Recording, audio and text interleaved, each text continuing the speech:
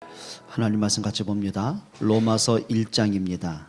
신약 성경 239쪽 로마서 1장 2절부터 4절입니다. 우리 함께 봉독합시다. 이 복음은 하나님이 선지자들을 통하여 그의 아들에 관하여 성경에 미리 약속하신 것이라. 그의 아들에 관하여 말하면 육신으로는 다윗의 혈통에서 나셨고 성결의 영으로는 죽은 자들 가운데서 부활하사 능력으로 하나님의 아들로 선포되셨으니 곧 우리 주 예수 그리스도시니라. 아멘. 세상에는 대부분의 모든 것이 조건과 또 이익하고 연결이 되어 있죠. 그런데 아무 조건 없는, 그리고 계산할 수 없는 한 가지 내용이 있습니다. 부모의 마음속에 담긴 자녀가 그렇습니다. 정상적인 부모에게는 자녀를 이렇게 낳고 키우는 것이 어떤 조건 때문이 아니에요. 오늘 네가 나한테 이 정도 했으니까 나도 이 정도 해주겠다. 계산적인 관계가 아니에요. 그 관계는 사랑의 관계고 무조건적인 관계입니다. 이유는 하나입니다. 진짜 사랑하기 때문에 그렇습니다. 어떤 면에서는 내 목숨보다 자녀의 그 관계가 더 소중하기 때문에 그렇죠. 여러분, 우리가 신앙생활을 그렇게 하시면 됩니다. 어떤 내가 살다 보니까 종교 하나는 필요하고 그 중에 기독교가 괜찮은 것 같아 선택을 했고, 어차피 내가 모태 신앙이니까 예수 안 믿으면 안 돼서 내가 끝까지 예수는 믿어야 되겠고, 뭐 주일이니까 내가 예배해야 되겠고, 그런 신앙이 아니라 여러분이 복음에 대해서 오늘 완전 좀 답을 내셔야 됩니다. 오늘 제목이죠. 나는 진짜 복음이 맞는가? 여러분 답을 내셔야 됩니다. 적어도 사드락 메삭 아벤노고에게는요 복음이 계산이 아니었어요. 풀무불 속에 들어갈 걸 알면서도 복음을 선택을 했어요. 다니엘이 사자굴 속에 들어갈 때 어떤 계산이 아니었어요. 진짜 복음이 맞았어요. 하나님의 능력이 맞았어요. 자, 그러고 보니까 사자굴의 죽음의 문제 앞에서 하나님 앞에 설 수 있었어요. 자, 스데반에게는 분명히 돌에 맞아 죽는 문제 오잖아요. 근데 스데반은 진짜 고백했어요. 그리스도가 인정됐어요. 마지막 어디까지 갔냐면은 돌에 맞아 죽는 그 순간에 하늘문이 열립니다. 그러면서 예수님이 하늘 보좌에서 벌떡 일어나시고 양손을 벌리시고 스데반을 맞이하는 모습을 스데반이 보게 되죠. 자, 그때 스데반이 얼굴 표정입니다. 그의 얼굴이 천사와 같이 빛났더라. 예, 맞습니다. 제자들이 처음에는 예수님을 따라다니면서 주는 그리스도 고백도 했습니다. 근데 그 따라다니는 3년 반 동안은요 다 계산적이었어요. 자기 동기가 가득했어요. 뭔가 자기한테 돌아올 것이 있다는 계산한 거예요. 예수님이 왕이 되시면 어느 순간 나에게도 그 한 자리가 차지할 수 있다는 거죠. 그런데 예수님이 십자가에 죽게 되는 그 순간에 모든 제자들의 기대심이 무너진 거예요. 자, 그러고 보니까 불신앙 오잖아요. 그리고 나서 예수님을 부인하고 도망가게 되어집니다. 근데 이 사람들이 마가다락방에서 열흘간 말씀 붙잡고 집중하며 기도합니다. 그리고 성령 충만 받죠. 부활하신 그리스도를 체험하고 난 이후에 이들의 믿음은 계산이 아니었어요. 불신앙이 아니었어요. 동기가 아니었어요. 하나님 앞에 서는 믿음을 가졌어요. 여러분, 이 아침에 저와 여러분들이 좀 믿음이 회복되는 그런 복 있는 시간 되시기를 바랍니다. 여러분, 신앙생활 하시기 위해서는요 제일 먼저 중요한 게 있습니다. 복음에 대한 나의 오해를 빨리 깨트려 내셔야 됩니다. 그래서 사람들이 이렇게 신앙생활하는 거 보면은요 거의 복음이 자기중심이에요. 자, 어떤 생각이냐면은 내가 지금까지 만난 가운데 틀린 만남들 있잖아요. 그러니까 사람이 틀렸다 그걸 얘기하는 게 아니라 내가 부모님을 보면서 또 교회 사람들을 보면서 지금까지 내가 신앙생활하면서 목사님이든 장로님이든 교회 안의 성도들을 보면서 저 사람이 정말 복음의 사람이구나. 저 사람이 말하는 그 그리스도가 맞구나. 정말 저 사람이 복음을 누리는 사람이구나. 정말 이 사람이 복음 때문에 헌신한 사람이 맞구나.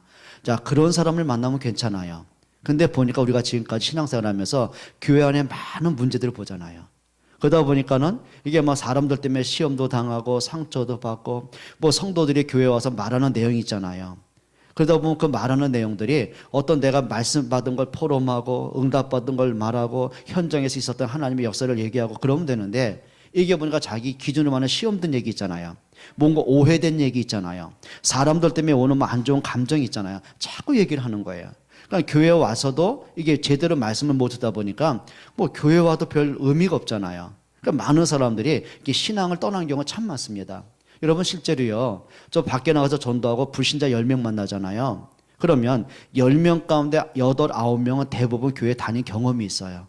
그 중에는 뭐 신학교까지 다녔고, 그 중에 장로도 있고, 그 중에 무슨 뭐 모태신앙도 있고요. 근데 이 사람들이 하는 얘기입니다. 교회 다녀본들 뭔 소용이냐. 나도 다 해봤다. 아무 의미 없다. 오히려 불신자보다 더 교회 가니까 이상한 사람 많더라. 이 사람이 본 게 있어요. 그게 뭐냐면 틀린 만남을 봐서 그래요. 전에 한번 그 주기철 목사님 아시죠? 우리나라 그 순교 역사를 기록한 분이죠. 근데 그 아들을 만난 적이 있어요. 교회 모셔다 우리가 간증도 듣고 집회도 하고 같이 뭐 며칠을 같이 지낸 적이 있는데, 자, 그분 얘기입니다. 자기는 어릴 때 많은 신자들은 자기 아버지를 존경한대요. 순교자라고. 한국 교회에서 위대한 인물이라는 거예요. 근데 자기는 어릴 때 아버지 그러면 가난하고, 아버지가 뭐 이게 감옥에 갇히니까 일본 순사들이 집을 감시하는 거예요. 그러니까 이게 어머니가 어떤 일을 하게 되면 그 자기 어머니가 이제 일을 하려고 나가잖아요. 그리고 어머니를 일 시켜주는 사람은 순사들이 또 이렇게 뭐 많은 바퀴를 하니까 그 가족하고 누구도 상대를 안 하는 거예요. 그러니까 어릴 때 생각하는 아버지 그러면 가난하죠. 아버지 때문에 우리 집이 먹고 사는 문제 어렵죠. 그러니까 이 사람의 상처가 꽉 차 있는 거예요. 그러면서 이 사람이 한동안 세상을 막 방황하다가, 그러니까 예수 믿는 자체를 부정하던 사람이거든요. 근데 이 사람이 한 30대 중반 40대 넘어가면서 자기 인생 속에서 비로소 복음이 뭔지 깨달은 거예요. 그래서 나중에 장로가 돼서 이렇게 이제 간증을 하는 걸 들어보게 됐어요. 여러분, 많은 사람이요. 왜 우리가 신앙생활이 이렇게 갈등하고 혼돈이 옵니까? 그게 뭐냐면 오해된 게 있어 그래요. 자, 제가 만난 사람은 얼마 전에 만난 분이거든요. 근데 이분에게 복음을 전하는데 하는 말입니다. 자기한테는 예수 같은 얘기 하지 말래요. 자기는 3, 4대 지금 집안, 그 기독교 집안이고, 자기는 어릴 때부터 교회에서 자랐다는 거예요. 그런데 자기 부모님의 삶을 보니까, 교회 안의 어른들을 보니까 나는 예수 믿을 이유를 발견 못했대요. 차라리 불신자가 더 낫지, 이렇게 말하더라고요. 예, 맞습니다. 그 사람이 정말 교회를 다니는 사람들 때문에 상처받은 거지 복음 가진 사람을 만나본 적이 없거든요. 여러분, 신앙생활에서 그게 문제입니다. 어떤 면에서 여러분들이요, 그런 축복의 사람이 되셔야 돼요. 여러분 자녀들 같이 살잖아요. 여러분 많은 친구들이 있고 많은 동료들이 있잖아요. 우리가 의인처럼 살 수는 없습니다. 근데 우리가 굳이 복음을 기스낼 만큼 어리석게 살 필요는 없거든요. 우리가 말 한마디 하더라도 좀 바르게 하고요. 지혜롭게 하고요. 우리가 사람과 인간의 사회생활을 하지 않습니까? 그럼 그 사람들에게 저 사람 좀 예수 믿는 뭔가 티가 난다. 좀 응답을 좀 받으셨으면 좋겠어요.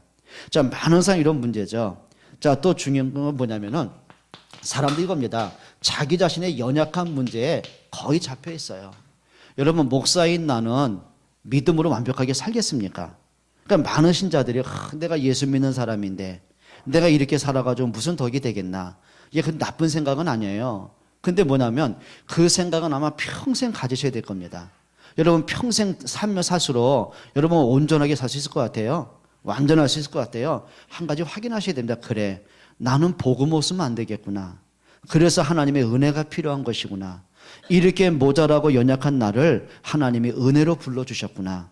참 감사하다. 그러면서 내 영적 문제를 발견하고 내가 안 되고 있는 문제를 발견해야 되잖아요. 근데 중요한 게 있습니다. 대부분 사람이 복음은 맞는데 나는 왜 복음을 누리지 못할까? 그래, 이 복음은 엄청난 축복인데 나는 왜 복음 없는 처럼 살아야 될까? 그게 뭔지 아십니까? 내가 성장하면서 갖고 있는 나의 상처들이 너무 깊어서 그래요. 자, 보세요. 여러분 사람들이요, 복음을 듣고 은혜 받잖아요. 그런데 어느 순간 되면 복음을 잊어버리고 살거든요. 자, 하나님의 계획 분명히 우리가 기도하며 찾잖아요. 근데 문제 생기면 하나님 계획 안 보여져요. 불신앙이 와버리거든요. 그게 뭐냐면 우리의 성격 문제입니다. 복음이 문제 아니라니까요. 아니, 베드로가 주는 그리스도, 그건 정확한 고백입니다.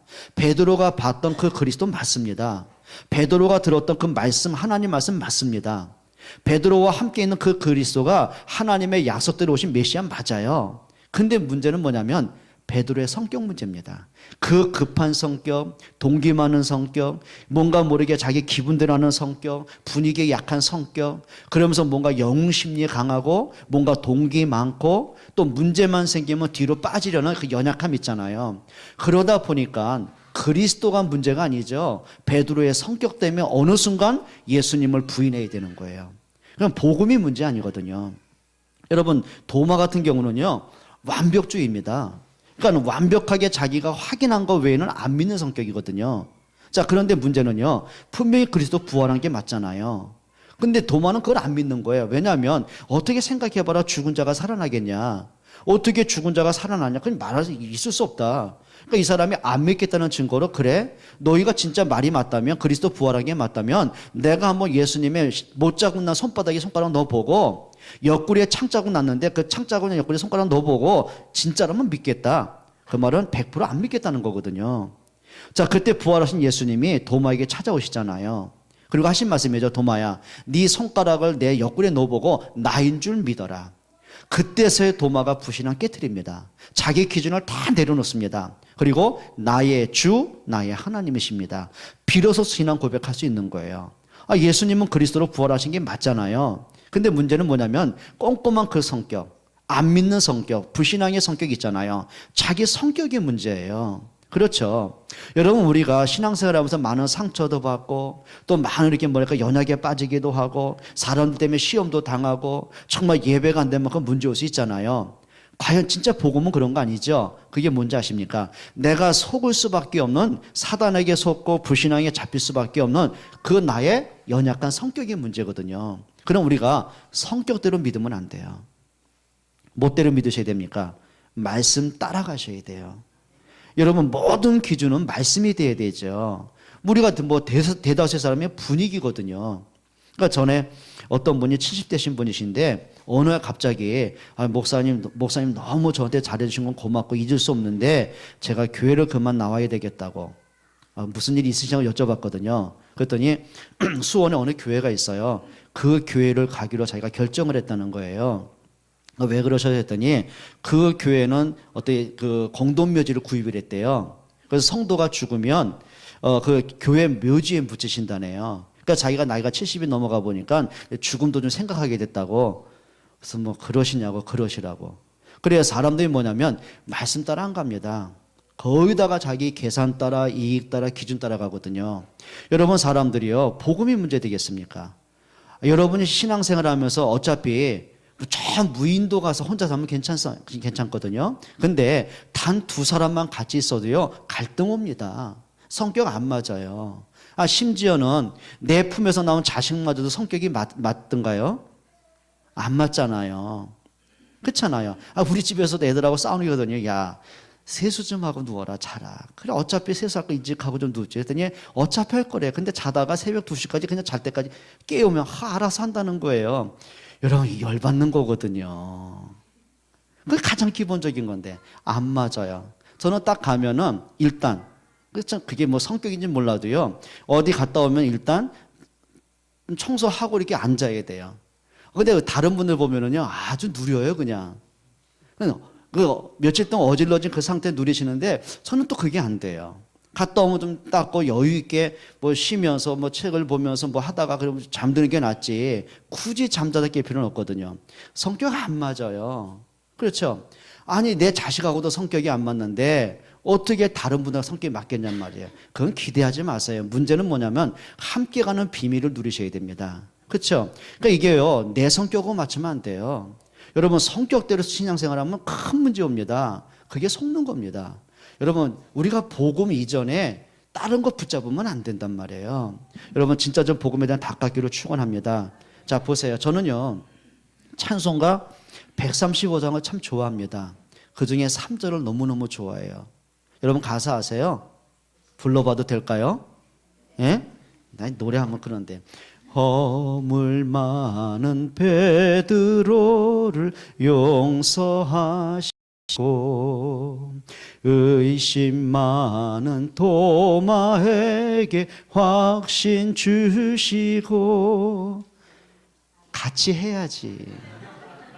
좀 쑥스럽잖아, 끝까지 하려다가 내가.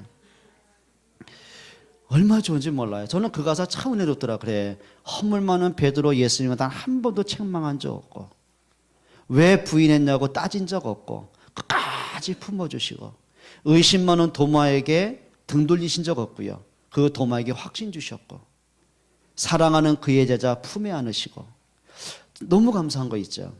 여러분, 우리가 복음 안에서 나를 봐야 돼요. 그렇죠? 복음을 가지고 여러분 사람을 봐야 돼요. 복음을 가지고 문제를 봐야 돼요. 근데 우리 거꾸로 그러거든요.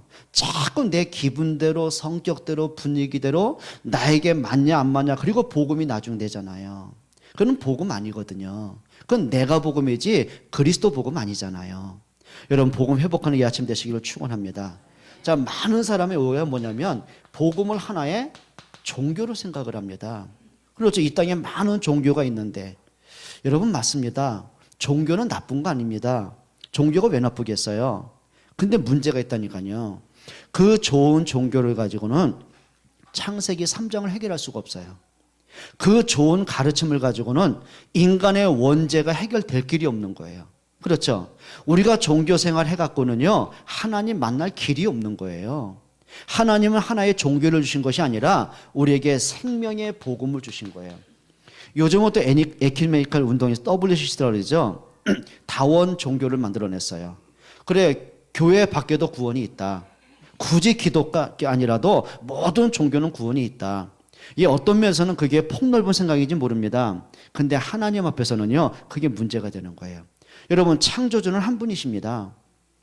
그렇죠? 우리에게 생명을 주신 분 한 분이십니다. 그리스도의 복음밖에 없어요. 여러분, 하나의 종교라면 큰일 납니다. 어떤 사람들은요, 예수님을 이렇게 판단해요. 4대 성인 중에 한 분이라는 거예요.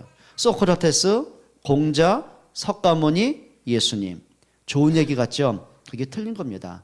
예수님은 이 땅에 4대 성인으로 오신 분이 아니에요. 그리스도로 이 땅에 오셨어요. 자, 여러분 오해하지 말고요. 어떤 면에서는 정확히 말하면 우리가 예수를 믿는 게 아닙니다. 예수님이 그리스도 되심을 믿는 겁니다. 혹시 여러분들이 아이를 낳으면 이름 이렇게 줘도 괜찮아요. 예수라고 줘도 괜찮아요. 전에 우리 교회에 성령이 있었잖아요. 성령. 이름을 줬어요. 근데 우리가 듣기는 지가 뭐 성령. 근데 이름 줘도 괜찮아요. 혹시 제가 늦둥이 나면 예수라고 줄 수 있어요? 심예수. 한번 기도해 볼까요, 오늘부터?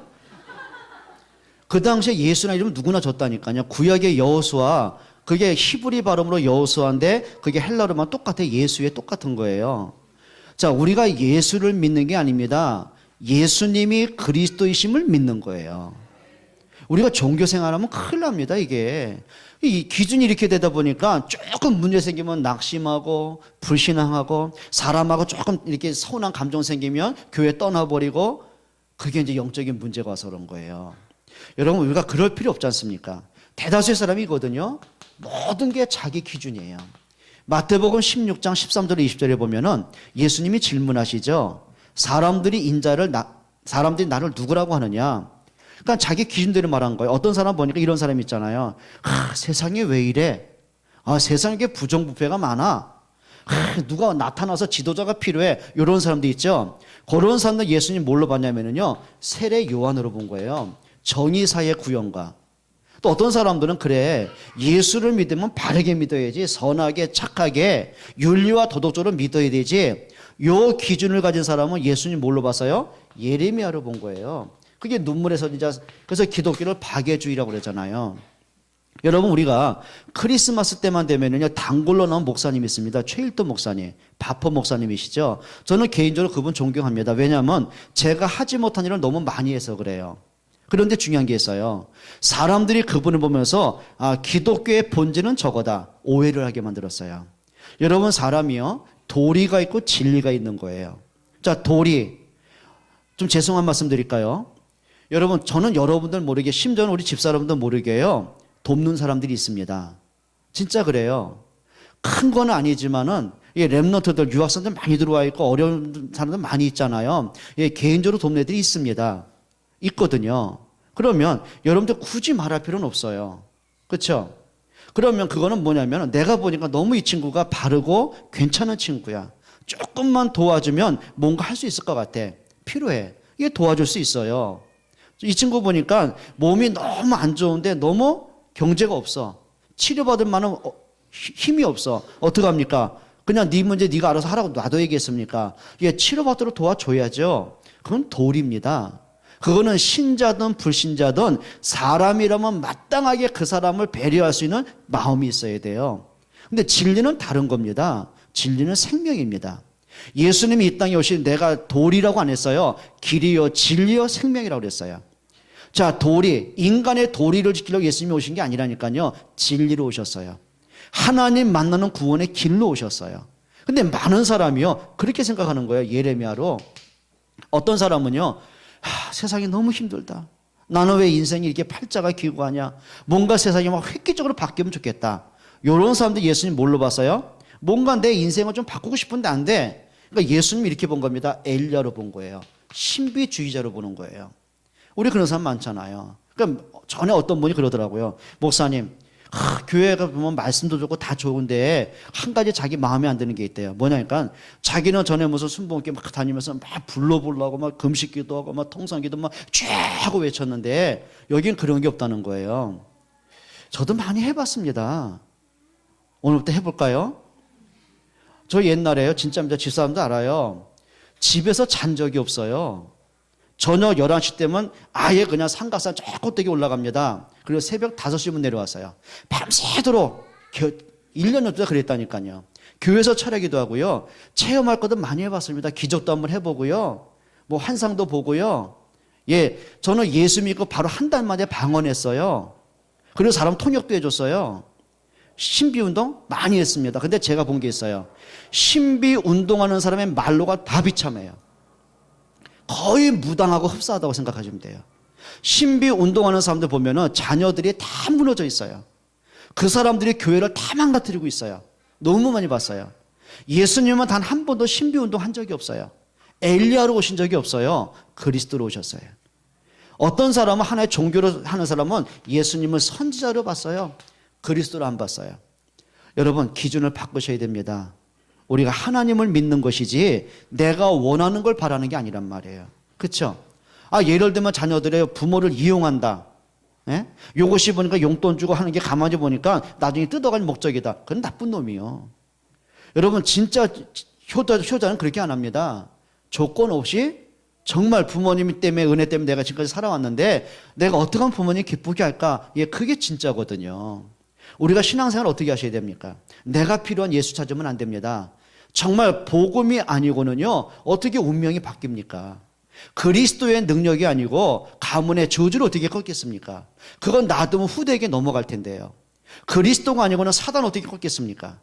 그리스도가 아니고는 어떻게 하나님 만나겠습니까? 어떻게 죄 문제, 운명, 사단 문제 해결하겠습니까? 그리스도만이 생명이고 그리스도만이 능력이고 그리스도만이 인생의 해답이 되십니다. 그럼 여러분들이 그리스도로 나를 봐야 돼요. 맞습니까? 그리스도로 사람을 봐야 돼요. 그래야 진짜가 보여요. 그래야 진짜 응답이 보여져요. 여러분 요셉에게 가정 문제부터 많은 사건이 오지 않습니까? 그럼 모든 사람 뭐냐면 하나님이 왜 안 도와주지? 내가 예수 믿는데 왜 이렇게 응답이 안 오지? 뭐 불신자 보니까 더 떵떵거리는데 나는 왜 이러지? 예, 그게 이제 실패의 시작입니다. 근데 요셉이 뭘로 봤냐면요 말씀을 가지고 나를 보는 거예요. 말씀을 가지고 문제를 보는 거예요. 말씀을 가지고 나를 팔았던 형들을 보는 거예요. 그러고 보니까 진짜가 보였어요. 하나님이 이것 때문에 나를 앞서 보내셨구나. 혹시 여러분 부부 문제 때문에 자녀 때문에 경제 때문에 여러 가지 힘든 문제 있습니까? 그 문제를 가지고 하나님 앞에 자꾸 가려면 이게 안 끌려와요. 그런데 하나님 앞에서 그 문제를 쳐다보세요. 길이 보입니다. 그 속에 문제 가운데 숨겨진 축복이 보입니다. 그 속에 진짜 하나님의 계획이 보여집니다. 그걸 보고 하는 걸 기도라고 하는 거예요. 문제 해결해 주세요 막 몸부림치는 거 이전에 하나님의 계획이 뭔가를 찾는 거예요. 그래야 성령의 인도 받습니다. 여러분 내가 막 몸부림치고 해결해야 한다고 됩니까? 하나님이 하셔야 돼요. 맞죠? 여러분 오늘 아침에 우리가 복음에 대한 오해를 빨리 깨트리셔야 돼요. 승리하시기로 축원합니다. 자, 두 번째입니다. 그러면 이게 나오죠. 복음에 대해서 바른 이해가 나옵니다. 그거는 지식으로 하는 이해가 아닙니다. 마음속에 담겨지는 확인입니다. 여러분 복음이 뭔지 아십니까? 오늘 성경에 보면 하나님께서 선지자들로 말미암아 미리 약속한 거라고 그랬어요. 그게 뭐죠? 하나님의 언약입니다. 그게 복음의 능력입니다. 여러분 성경에 보면은요, 하나님이 단 하나를 가지고 강조하신 거예요. 성경에 보면 아담부터 창조부터 하나님의 창조, 아담 시대 타락, 그리고 노아부터 지금까지 많은 역사, 많은 인물, 많은 사건 나오죠. 하나님은 그걸 강조하는 게 아닙니다. 하나님은 성경을 통해서 한 가지를 강조하시는 거예요. 하나님이 천지를 왜 창조했냐? 하나님의 형상 가진 사람을 위해서 하나님이 에덴을 창조한 것이다. 하나님의 관심은 에덴에 있는 게 아니다. 그 에덴에서 하나님을 만나고 하나님께 예배하는 사람에게 있다. 그게 그 창조의 목적입니다. 그런데 왜 인간에게 불행이 왔냐? 왜 행복이 없냐? 왜 고통이 왔냐? 왜 원죄가 들어오고 가정에 재앙이 오고 에덴이 저주의 땅이 되고 왜 후대가 계속 망해야 되느냐? 그게 창세기 3장입니다. 하나님을 떠났기 때문이다. 그리고 하나님 만나는 길은 하나입니다. 여자의 후손으로 오신 메시아 그리스도만이 하나님 만날 수 있는 거예요. 그러면 성경에 많은 역사가 나오잖아요. 초대 임금 사울부터 다윗부터 많은 역사잖아요. 그 중에 내용은 하나입니다. 언약 가진 왕이 세워질 때마다 그 땅에 전쟁이 그치고 하나님의 평화가 찾아왔어요. 근데 언약이 잃어버린 왕이 세워질 때마다 그 땅에 우상이 들어오고 전쟁 터지고 재앙이 오고 후대가 포로로 끌려가고요. 그럼 언제 출애굽하느냐? 언제 바벨론에서 돌아오느냐? 언약 회복한 렘넌트가 일어날 때마다. 그게 역사예요. 그러면 하나님이 구약에 주신 언약은 하나입니다. 예수를 그리스도로 보내겠다는 거예요. 그게 언약이에요. 그러면 여러분 진짜 복음이 뭐죠? 하나님의 말씀대로 그리스도가 오셔야 됩니다. 이게 오늘 2절입니다. 성경 한번 보세요. 이 복음은 하나님이 선지자들을 통하여 그의 아들에 관하여 성경에 미리 약속하신 것이라. 3절이요. 그의 아들에 관하여 말하면 육신으로는 누구의 혈통에서? 다윗의 혈통에서. 그게 성육신 사건입니다. 하나님이 사람으로 오신 사건, 그게 그리스도의 탄생입니다. 어느 위대한 사람이 태어난 게 아니라 하나님이 영원 전부터 약속하신 그리스도, 하나님이 창세기 3장 15절에 약속하신 그리스도. 그렇죠. 노아의 홍수 시대 때 방주만이 구원인 것처럼 방주의 주인공으로 오신 그리스도. 애굽의 노예로 무너졌을 때 피 바른 날에 출애굽하지 않습니까? 그 피의 주인공 되신 그리스도. 자, 그 약속대로 누가 오신 거예요? 그리스도가 오신 거예요. 자, 그러면 진짜 복음이 뭡니까? 예수님이 오셔서 한 가지 하셨어요. 인간은 절대로 해결할 수 없는 근본 문제 있습니다. 죄와 사단과 운명과 저주와 재앙, 이거는 사람이 해결할 수 없습니다. 그래서 예수님이 십자가의 죽음으로 우리를 죄에서 해방하셨어요. 예수님의 십자가의 죽음 때문에 우리에게 있는 원죄가 끝이 났어요. 자, 그분이 그리스도라는 증거로 3일 만에 부활하셨어요. 이게 복음의 능력입니다. 그러면 하나님은 이 복음을 가지고 우리에게 주신 것이 있습니다. 뭘 주셨습니까? 하나님 만나는 구원의 길을 여셨습니다. 요한복음 14장 6절이죠. 내가 곧 길이요 진리요 생명이니 나로 말미암지 않고는 아버지께로 올 자가 없느니라. 자, 이 복음의 능력으로 하나님이 주신 게 있습니다. 그게 뭐죠? 로마서 1장 16절입니다. 이 복음은 모든 믿는 자에게 구원을 주시는 하나님의 능력이니라. 우리의 노력으로 된 게 아닙니다. 여러분의 인격으로 된 게 아닙니다. 우리가 그동안 모태신앙으로 열심히 교회 봉사해서 얻어진 구원이 아닙니다. 뭘로 주어졌어요? 그리스도의 능력으로 우리에게 구원을 주셨어요.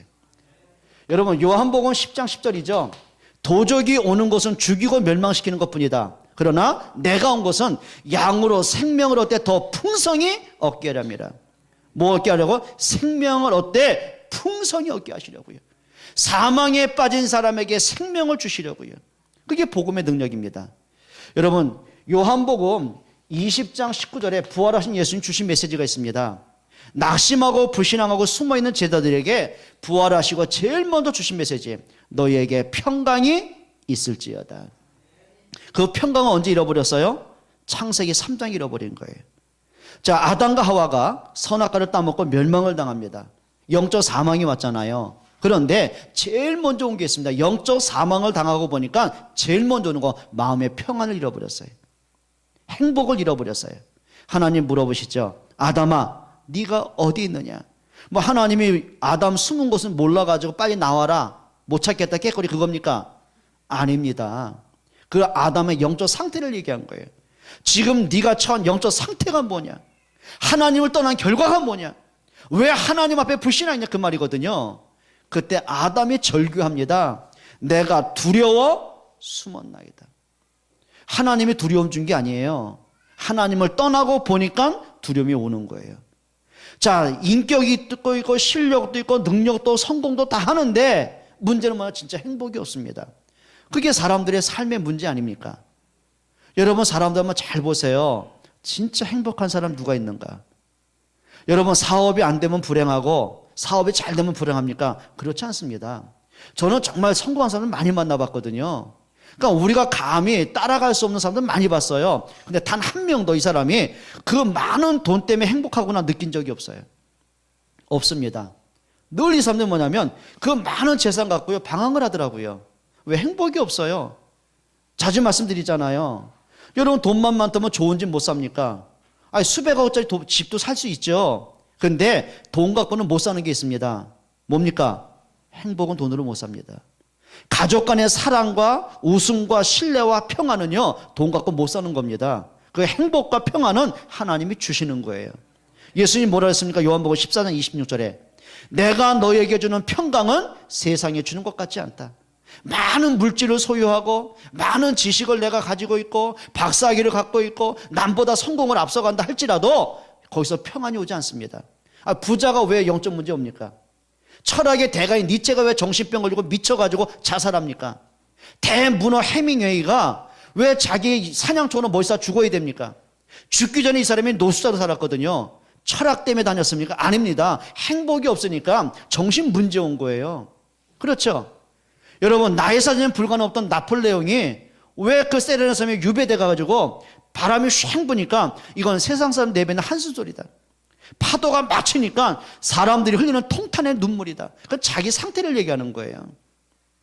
전 세계로 정복했던 징기스칸 마지막 말로 아시지 않습니까?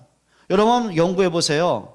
전 세계적으로 유명한 모든 철학가, 지식인, 작가들, 그 다음에 정치인, 그 다음에 연예인, 체육인들, 누구나 아는, 전 세계 사람이 다 아는 그 사람들 말로 보세요. 특별히 연예인들, 영화배우들 말로 한번 보세요. 누가 있습니까? 행복한 사람. 행복은 명예로 오는 게 아닙니다. 하나님의 은혜로 주시는 겁니다. 맞습니까? 여러분, 그 평강이 복음의 능력의 결과들입니다. 여러분, 성경은 말씀, 요한복음 8장 32절입니다. 진리를 알지니 진리가 뭐하리라? 너희를 자유케 하리라. 여러분, 붙잡힌 게 있습니까? 과거의 상처에 붙잡혀 있고 뭔가 내가 한에 붙잡혀 있고 뭔가 생각에 잡혀 있고 있습니까? 자유하셔야 됩니다. 복음은 능력입니다. 여러분이 과거의 상처에 실패하지 않아도 될 만큼 복음은 능력입니다. 그 상처가 축복으로 바꿀 수 있을 만큼 복음은 능력입니다. 맞습니까? 여러분, 자유하셔야 됩니다. 생각에 잡히면 정신 문제 옵니다. 그렇죠? 우울증 옵니다. 평안 없다니까요. 복음을 진짜 여러분 붙잡으셔야 됩니다. 복음으로 승리하기로 주의 이름으로 축원합니다. 복음은 뭔지 아십니까? 요한일서 3장 8절입니다. 하나님의 아들이 오신 것은 마귀의 일을 멸하려 함이니라. 성경이 이렇게 말해요. 마귀를 멸한 건 당연한 거고요. 마귀의 일을 멸하려 함이니라. 여러분, 사단에 여러분에게 주는 마귀가 하는 일이 있습니다. 마귀의 일이 뭔지 아세요? 여러분 마음속에 그렇게 오랫동안 복음을 들으면서도요, 복음과 관계없는 색깔을 갖게 만들어요. 자꾸 복음 놓쳐요. 내가 복음 속으로 못 들어가게 자꾸 서론에 묶여요. 내가 복음을 누리지 못하게 불신앙에 자꾸 묶이게 만들어요. 내가 이 복음을 내 것으로 만들지 못할 만큼요, 자꾸 시험에 들고 상처받고 오해하고 서운하고 갇히게 만듭니다. 마귀의 일이 뭔지 아십니까? 여러분, 가정의 행복을 뺏어갑니다. 부부 사이의 갈등과 파괴를 줍니다. 마귀의 일이 뭔지 아세요? 여러분 자녀들이 자꾸 게임의 노예가 되게 만들어요. 자꾸 세상에 무너지게 만들어요. 이게 마귀의 일입니다. 그러니까 사단이요, 자꾸 문화를 만들어내는 거예요. 우상문화, 종교문화, 타락문화, 흑암문화. 도박 문화, 게임 문화, 그걸 내가 통제 못하면 잡히는 거예요. 그러면 여러분 중독이 걸리면 어떤 문제 오죠? 사람의 정상적인 삶이 안 되는 거예요. 인격에 문제 오는 거예요. 여러분 마귀의 일을 깨뜨리는 게 뭔지 아십니까? 복음의 능력입니다. 여러분은 뭐냐면 승리하는 권세를 가졌어요. 그렇죠? 여러분 오늘부터 복음을 진짜 여러분 것으로 만드셔야 돼요. 따라합시다. 나는 유일한 복음을 가졌다. 맞아요? 복음 가진 사람이에요. 어떤 사람이 옛날에 이런 얘기 있지 않습니까? 남편으로부터 결혼 30주년 돼가지고 다이아몬드를 선물 딱 받았대요. 그러니까 이 사람이 재래시장 가가지고 콩나물 사는데 그냥 아저씨 콩나물 엄마에 그러면 되잖아요. 이 아주머니가 자랑하고 싶어가지고 아저씨 콩나물 얼마예요?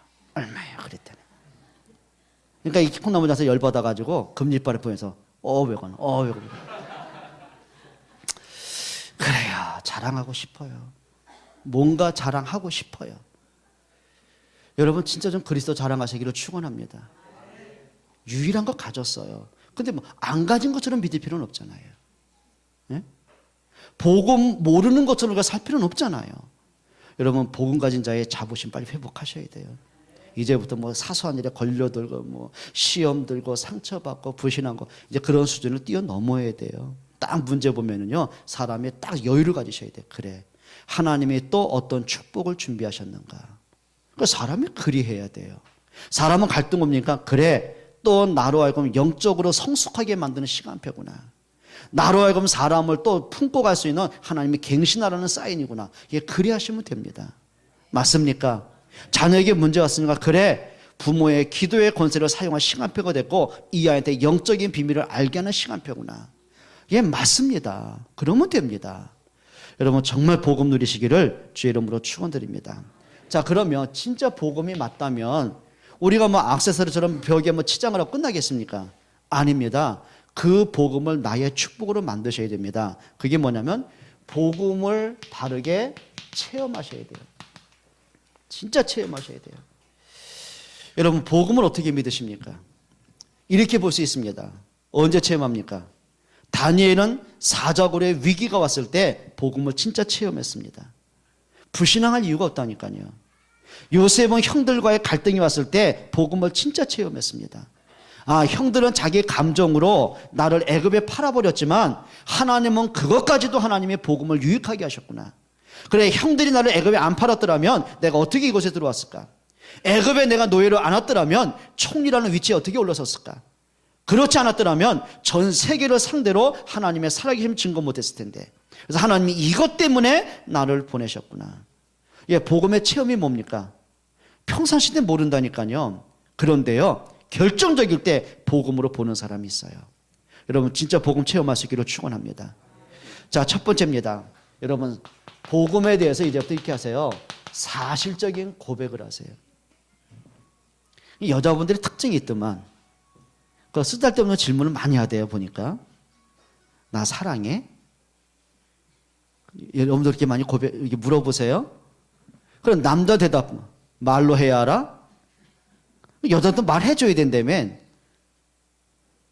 그 이상한 습관 가졌어. 미애는 그러지 마. 그 보면 몰라 눈 보면?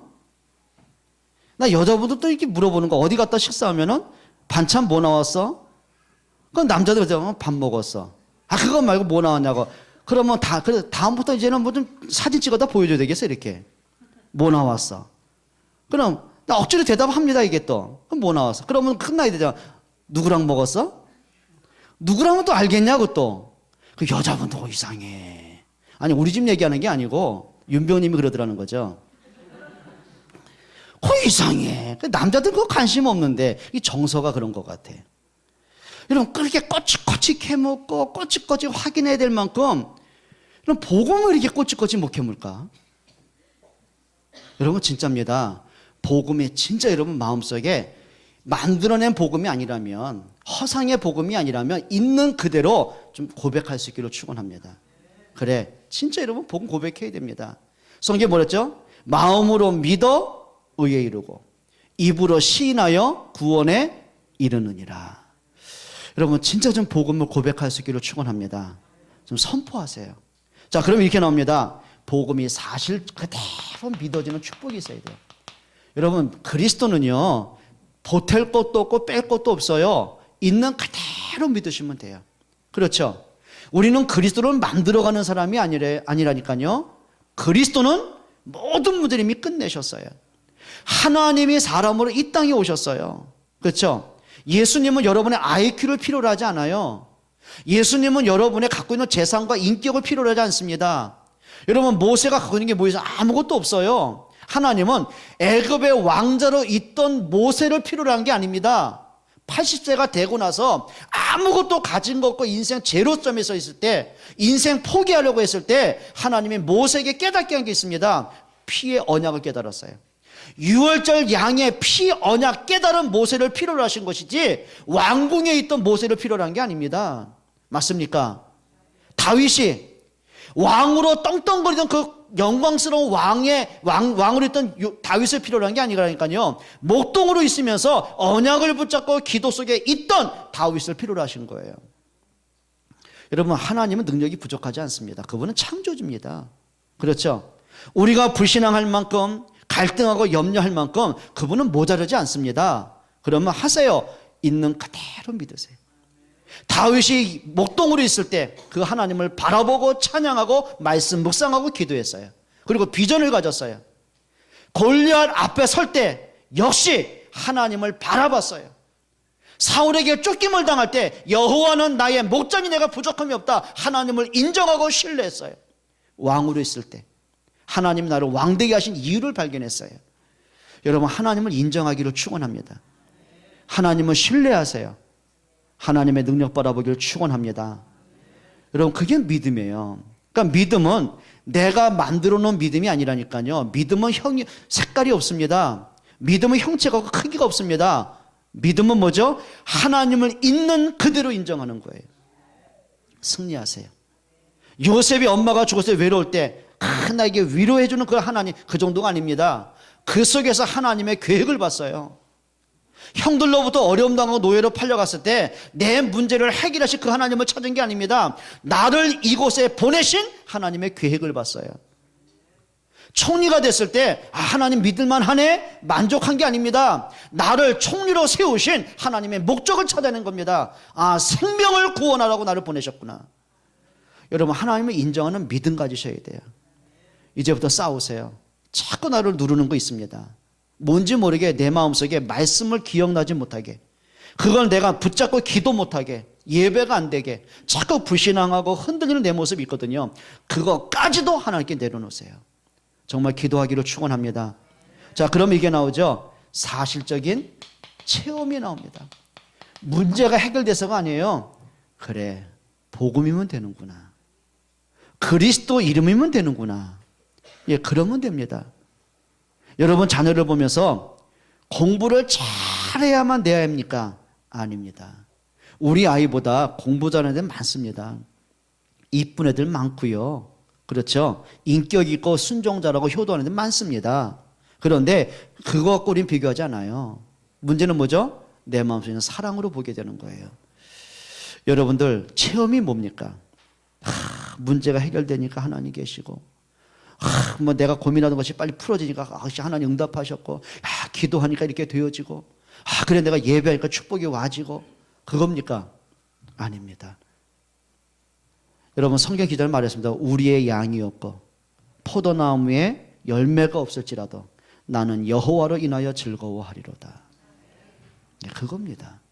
여러분, 복음 때문에 행복한 사람, 복음 때문에 감사가 되는 사람, 내가 받은 구원 하나만으로도 더 이상 받을 게 없다고 고백이 되는 사람 있습니다. 근데 이상하죠. 그때부터 따라오는 응답들은 더 커요. 여러분, 응답이 따라와야지요. 따라가면 안 돼요. 우리 학생들이 성공을 하려고 성공 쫓아가면 실패합니다. 더 멀어져요. 성공이 되어질 만큼 준비하고 있으면 돼요. 맞죠? 여러분, 우리가 점수를 따라갑니까? 아닙니다. 내가 준비하고 있으면 점수는 올라가게 되어 있는 거예요.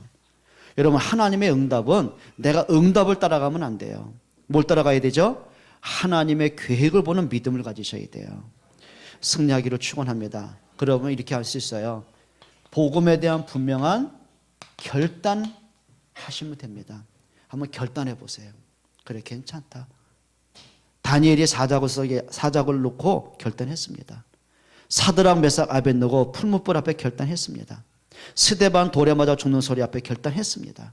그래, 맞습니다. 초대교회 결단했어요. 어떤 계산하고 그런 게 없어요. 복음 앞에 결단했어요. 이상하죠? 그런데 이상합니다. 사람이 하지 않는 하나님의 역사가 나타났어요. 그게 진짜 응답이에요. 자, 그럼 이런 거죠. 복음에 대해서 참된 헌신이 나옵니다. 진짜 믿는 사람, 정말 복음 가진 사람은요, 복음을 위해서 헌신할 수 있는 힘이 생겨져요. 내가 장로이기 때문에, 목사이기 때문에, 그것 때문이 아니고, 그래, 하나님이 나를 복음 때문에, 전도 때문에, 교회 때문에 이런 응답 속에 있게 하셨구나. 그러면 나는 교회를 위해 어떤 기도하는 사람이 될까?